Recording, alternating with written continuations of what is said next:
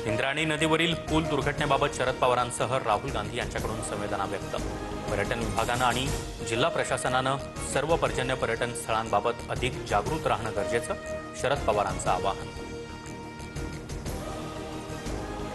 कुंडमाळा पूल दुर्घटनेमधील पीडितांच्या कुटुंबियांचा टाहो, आपल्या प्रियजनांबाबत माहिती मिळवण्यासाठी नातेवाईकांचे प्रयत्न, प्रशासनाकडून सहकार्य होत नसल्यानं काहींचा संताप।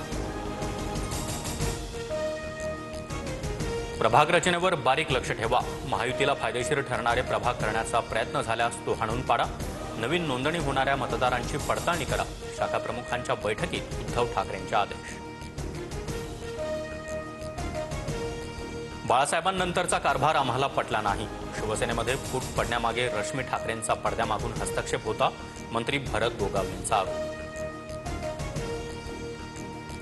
गोगावलेंसारख्या व्यक्तीच्या बुद्धीची कीव करावीशी वाटते, भरत गोगावलेंचा पॉइंटच चुकला, गोगावलेंचं वक्तव्य अधोगतीकडे जाणार, किशोरी पेडणेकरांची टीका।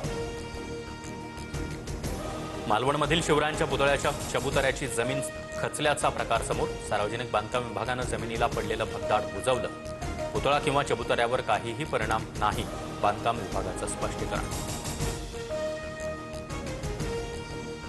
शिवरायांच्या पुतळ्याच्या नव्यानं उभारणीसाठी 100 कोटींचा खर्च केल्यानंतर बाजूला भगदाड, पुन्हा एकदा महाराजांचा अपमान करून भ्रष्टाचार सुरू, ठाकरेंच्या शिवसेनेतील विनायक राऊतांची टीका।